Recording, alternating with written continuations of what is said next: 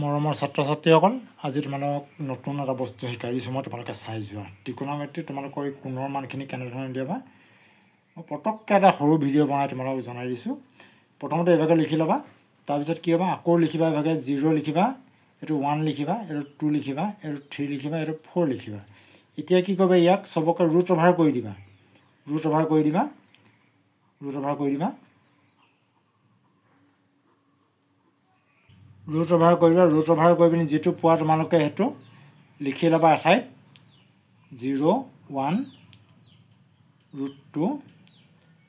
root 3 এইটো 2 ইয়াক এতিয়া 2ৰে হৰণ কৰি দিবা সবকে 2ৰে হৰণ কৰি দিবা 2ৰে হৰণ কৰি দিলে প্ৰথম যিটো পোৱা যিটো মান পাবা এইটো তোমাৰ সাইনৰ মান হ'ব দেই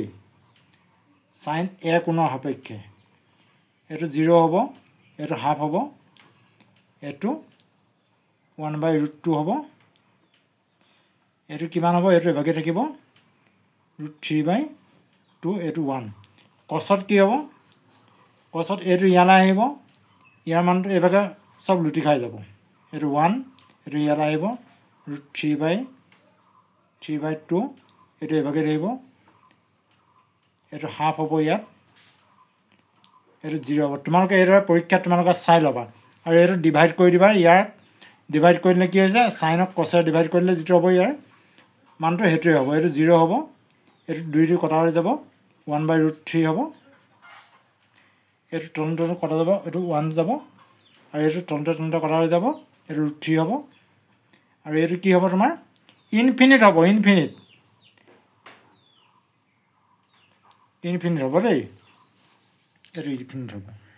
ঠিক আছে তোমালোকে এখন নিশ্চয় বুজি পালা আৰু এইখিনি তোমালোকে কচেকটো ইয়াৰ উল্টা হ'ব আৰু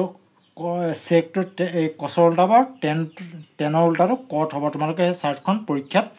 এটা ছাইডত যদি লিখি লোৱা তেতিয়াহ'লে তোমালোকৰ পৰীক্ষাত অংকবিলাক কৰোঁতে খুব সুবিধা হ'ব মই আৰু আজি বৰ বেছি বহল নকৰি ভিডিঅ'টো একদম চমু কৰি দিলে তোমালোকক একদম বুজিবৰ কাৰণে তোমালোকে পৰীক্ষাত এইভাগে লিখি ল'বা তেতিয়া তোমালোকে এই চাৰ্টখন এইভাগে বনাই দিলে তলৰখিনি উলিয়াব পাৰিবা মই ইমান ডোখৰ দেখাই দিলোঁ যদি ভিডিঅ'টো যদি ভাল লাগে মোলৈ কমেণ্ট কৰিবা লাইক শ্বেয়াৰ কৰিবা তোমালোকে আৰু যদি তোমালোকে চেনেলটোলৈ মোৰ চেনেলটো নতুনকৈ আহিছা তেতিয়াহ'লে ছাবস্ক্ৰাইব কৰিবা আজিলৈ আহোঁ